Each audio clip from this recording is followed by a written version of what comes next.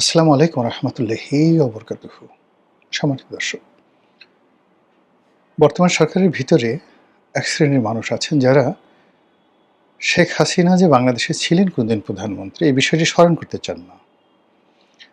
বাংলাদেশের রাজনীতিতে আওয়ামী লীগের উপস্থিতি, আওয়ামী লীগের গুরুত্ব কিংবা শেখ হাসিনার গুরুত্ব এটাকে শূন্য মানে it's a dead horse.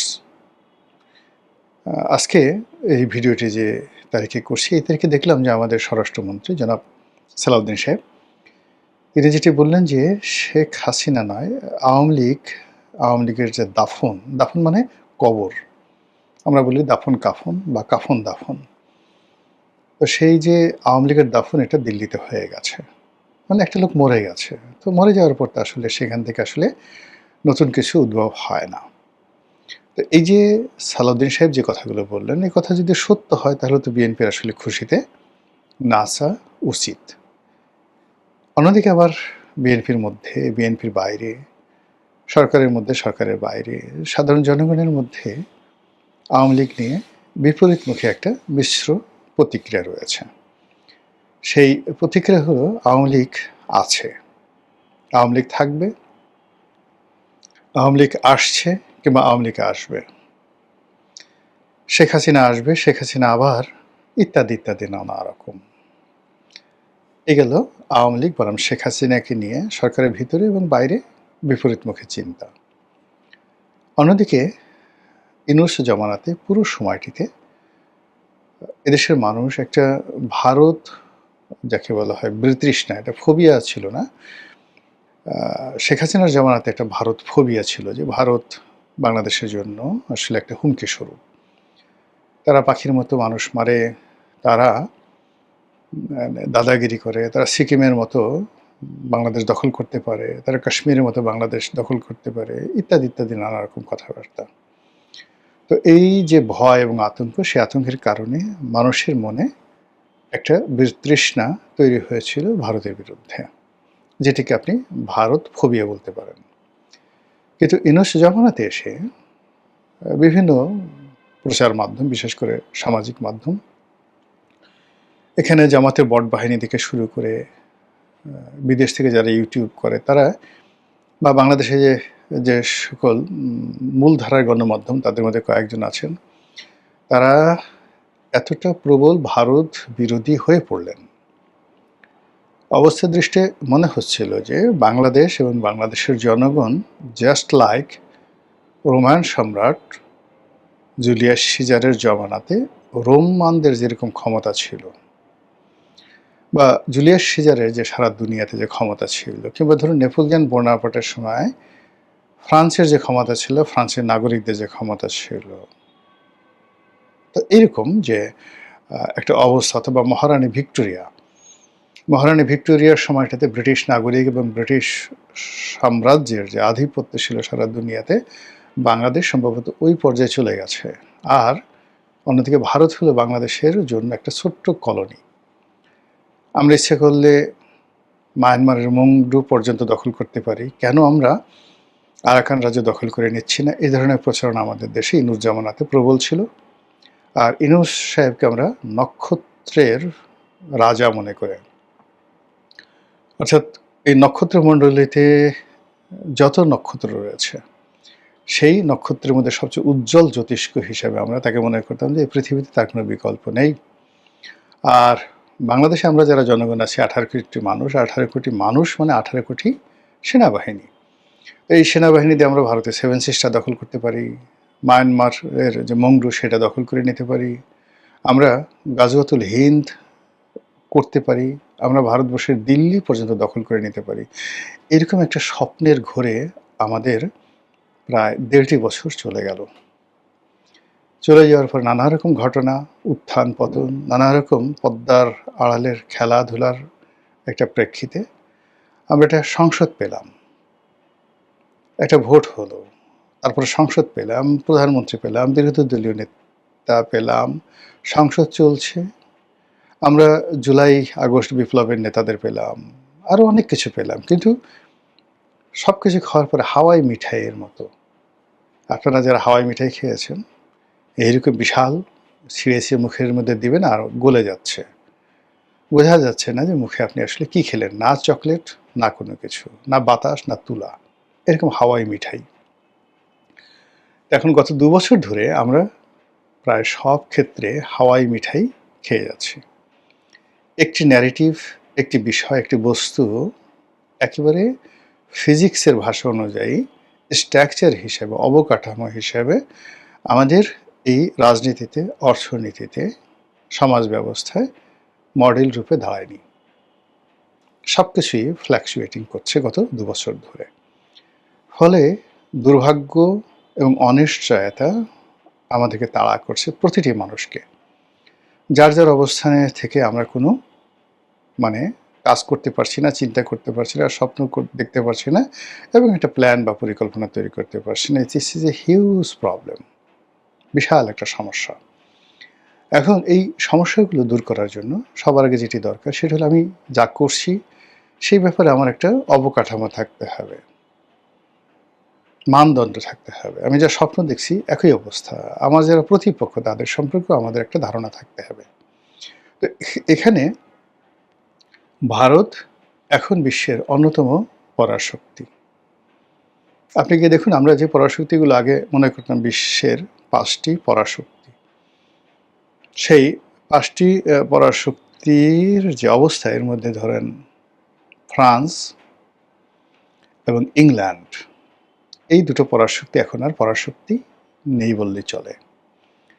America এবং রাশিয়া তারা পরাশক্তি আছে, কিন্তু তাদের অর্থনীতি, তাদের সমাজ ব্যবস্থা, যে কোনো একটা যুদ্ধ চালিয়ে নেওয়ার মতো যে পরিবেশ পরিস্থিতি, সেই সফট পাওয়ার রাশিয়ার শূন্য, আমেরিকার কোনো সফট পাওয়ার এখন আর আগের মতো নেই।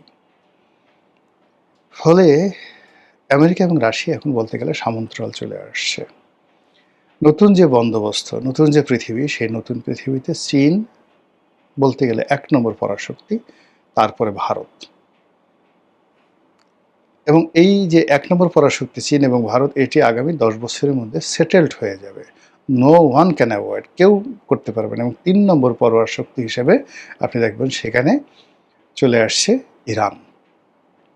এই হলো বর্তমান রাজনীতির ফিজিক্স। তো সেই ফিজিক্সের ক্ষেত্রে আমরা ভারতকে মনে করছি বগাসবো, কিচ্ছু না। আমাদের জন্য হাওয়াই মিঠাই।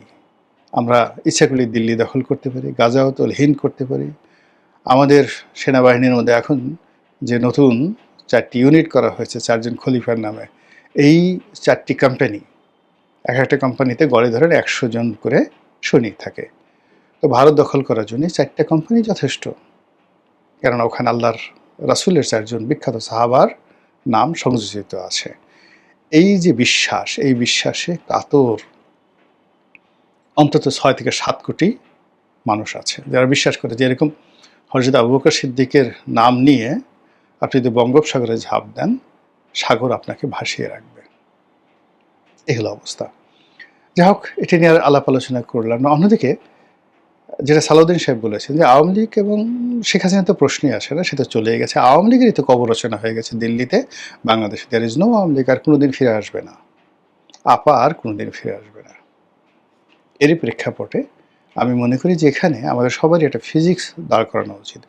ভারতকে নিয়ে আমাদের আসলে ফিজিক্স দাঁড় করাতেই হবে। আমাদেরকে স্বীকার করতে হবে হু ইজ ভারত। আজ ভেনেজুয়েলা, আপনি গিয়ে দেখেন আমাদের মতো মানে রাষ্ট্রের চাইতে ক্ষমতা, বিত্ত, বৈভবে ভেনেজুয়েলা এখন কোন পর্যায়ে আছে। আপনি গিয়ে দেখেন মেক্সিকো, সেই মেক্সিকোর আকার, আয়তন এবং আমাদের চাইতে তাদের অবস্থান কোন পর্যায়ে আছে। এরপরে যান ব্রাজিলে, মেক্সিকো, ব্রাজিল, চিলি ধরেন ছোট দেশ, ইভেন আর্জেন্টিনা। এই যে ল্যাটিন আমেরিকার দেশের বাইরে আবার তাদের প্রতিবেশী কানাডা, এই রাষ্ট্রগুলোর সঙ্গে প্রতিবেশী রূপে আমেরিকা আসলে কি আচরণ করছে, সেই তুলনায় ভারত আমাদের সঙ্গে কি আচরণ করছে। এই রাষ্ট্রগুলো, অর্থাৎ ল্যাটিন আমেরিকার যে রাষ্ট্রগুলো, যেগুলো আমেরিকার চারিদিকে আছে, ইভেন এখন ইউরোপের বন্ধুদেরকে টিটকারি করে যে ধরনের কথাবার্তা ডোনাল্ড ট্রাম্প বলছেন, ইতালি যারা একসময় সারা পৃথিবী শাসন করতেন, রোমান সাম্রাজ্য, holy Roman empire, more than 1000 years ruled around the world, সারা পৃথিবী শাসন করেছে। এবং দ্বিতীয় বিশ্বযুদ্ধের সময় তারা অক্ষ শক্তির দ্বিতীয় অংশ, জাপান তৃতীয়, হিটলারের পরে যেটার নামটা আসে সেটা হল মুসোলিনি। সেই মুসোলিনির যে ফ্যাসিজম, সেই ফ্যাসিজমের ভিত্তি করে এখন বর্তমান যিনি ইটালির প্রেসিডেন্ট রয়েছেন, মানে ইটালির যিনি এখন প্রেসিডেন্ট, তো প্রেসিডেন্ট না প্রধানমন্ত্রী আমার ঠিক এই মুহূর্তে মনে আসছে, যে ভদ্রমহিলা, সেই তাকে নিয়ে বলা হয় ইউরোপের সবচেয়ে এই মুহূর্তে পাওয়ারফুল যে কজন লোক আছেন, তার মধ্যে জার্মানির যিনি চ্যান্সেলর রয়েছেন তিনি, এবং এখন ইটালির এই যে ভদ্রমহিলা যিনি আছেন মেলনি। তো এই যে মেলনি, ট্রাম্প বলছেন যে মেলনি আমার সাথে ছবি তোলার জন্য পাগল হয়ে গেছে, অনেক হাতে পায়ে ধরেছে, তারপর আমি ছবি তুলেছি। তো বুঝেন যে ঠাট্টা কাকে বলে। তো সেই তুলনায় নরেন্দ্র মোদী আমাদেরকে নিয়ে কি বাজে কথা বলেছেন, কি করেছেন বলেন। ডোনাল্ড ট্রাম্প যে কাজগুলো করেছেন তার কি করেছেন, অথবা পুতিন তার আশেপাশে যারা প্রতিবেশী রয়েছে, একমাত্র চীন ছাড়া তার আশেপাশের অন্য সব প্রতিবেশীর সঙ্গে চীন এবং রাশিয়া, চীন এবং ইরান ছাড়া তাদের সাথে পুতিন কি আচরণ করছেন, তার 1000 ভাগের 1 ভাগ আচরণ তো মোদী করেননি আমাদের সঙ্গে। আবার ওই সমস্ত রাষ্ট্র যে শক্তিমত্তা দেখিয়েছে, যেটা ধরেন চেচেনিয়াতে সে দেখিয়েছে পুতিন, যেটি এখন ইউক্রেনে দেখাচ্ছে, তারপর ট্রাম্প যে শক্তিমত্তা দেখিয়েছে ভেনেজুয়েলাতে, তো সেই রকম যদি ঘটনা নরেন্দ্র মোদী বাংলাদেশের সঙ্গে দেখাতে চায়, কয়জন যোদ্ধাকে আপনি পাবেন? আপনি বাংলাদেশের কোনো গর্ত খুঁজে পাবেন না, সব গর্তের মধ্যে দেখবেন যে প্রাণী ঢুকে গেছে। এরকম আছে, সবাই আমাদের দেশে বড় বড় কথাবার্তা বলে। আমাদের দেশে তো যুদ্ধ একা হয়নি, 1000 বছর বাংলাদেশের ইতিহাসে বহুবার আমাদের দেশে যুদ্ধ হয়েছে সরাসরি, এবং সবসময় বিদেশিরা আক্রমণ করেছে, এবং এই বাংলাদেশে আক্রমণ করে বিদেশিরা ব্যর্থ হয়ে ফিরে গেছে, এবং সিঙ্গেল নজির আপনি দেখাতে পারবেন না। যারাই আসছে সবাই বিজয়ী হয়েছে। কাজেই ভারতের যে ফিজিক্স, ভারতের যে অবকাঠামো, ভারতের যে অবস্থান, এটা আপনাকে আগে অ্যাসার্টেন করতে হবে এবং রাষ্ট্রকে নিয়ন্ত্রণ করতে হবে, তার জনগণকে। আদারওয়াইজ আমরা শুধু ইনভাইট করতেছি। সেকেন্ড থিং হলো শেখ হাসিনা 6 কোটি মানুষের নেত্রী। তিনি দিল্লিতে কি রাজবন্দী হিসেবে আছেন, আশ্রিতা হিসেবে আছেন, চাকর হিসেবে আছেন, নাকি তাকে প্রধানমন্ত্রীর প্রোটোকলে ভিভিআইপি মর্যাদা দিয়ে রাখা হয়েছে? এটা একটু খোঁজ নেওয়া দরকার। যদি তাকে গোয়ালিয়র দুর্গের মতো এরকম একটা দুর্গে বন্দি অবস্থায় রাখে, তার খাওয়া দাওয়া ওরকম অবস্থায় রাখে, এবং যে কোনো সময় তাকে বাংলাদেশে ফেরত দেওয়ার জন্য ভারত প্রস্তুত থাকে, এবং ভারত সেটি করবে, এরকম যদি বিশ্বাস আপনার থাকে, ইস্টকে নর্মাল লোকে। কিন্তু যদি তাকে দালাই লামার মতো সম্মান দেওয়া হয় বা তার চেয়ে বেশি দেওয়া হয়, যদি তাকে সোনিয়া গান্ধীর মতো বা অমিত শাহের চেয়ে বেশি প্রোটোকল দেওয়া হয়, তাহলে শেখ হাসিনার দাফন হয়নি, আওয়ামী লীগের কাফন হয়নি। একটা শক্তি বাংলাদেশের ভিতরে আছে, 6 কোটি মানুষ, অর্থবিত্ত ক্ষমতা, তার সঙ্গে ভারতের মতো একটা পরার শক্তি একেবারে লেগে আছে। আপনি চিন্তা করেন যে যে হিট আমেরিকা করেছে ইরানের উপরে, যদি রেজা শাহ পাহলভীর একটা সংগঠন থাকতো, রাজনৈতিক দল থাকতো আওয়ামী লীগের মতো, আপনি কি পরিস্থিতি তৈরি হতো বলেন তো? ভারত যদি আমেরিকা যে কাজগুলো ইরানের সাথে করেছে, তার 100 ভাগের 1 ভাগ বাংলাদেশের সাথে খালি যা শুরু করে, আপনি আওয়ামী লীগের যে সমস্ত লোক গর্তে বসে আছে, তারা কি বসে থাকবে? তারা কাকে কাকে চুমা দেবে? একটু বোঝার চেষ্টা করুন। এই বিষয়গুলো অনুধাবন করে যদি সময় থাকতে সাধন করা হয়, সেটা ভারতের সাথে হোক, আওয়ামী লীগের সঙ্গে হোক, নিজের জনগণের সঙ্গে হোক, নিজের দলের কর্মী এবং সমর্থকদের মধ্যে হোক, হোয়াট এভার মেবি, আপনি আপনার মতো প্রস্তুতি নেবেন, কথা বলবেন, কিন্তু তার আগে রাজনীতির কেমিস্ট্রি, ফিজিক্স, জিও পলিটিক্সের কেমিস্ট্রি এবং ফিজিক্স, এটা বুঝতে হবে। আর এটা যদি না বুঝেন, তাহলে আপনারা সবাই বিপদে পড়বেন, আমরাও বিপদে পড়ব, দেশ বিপদে পড়বে, এবং মহান আল্লাহ আমাদের সবাইকে সেই বিপদ থেকে যেন রক্ষা করেন এবং আপনাদেরকে হেদায়েত দেন, এই প্রার্থনা করছি। আসসালামু আলাইকুম রহমতুল্লাহি ওয়া বারাকাতুহু।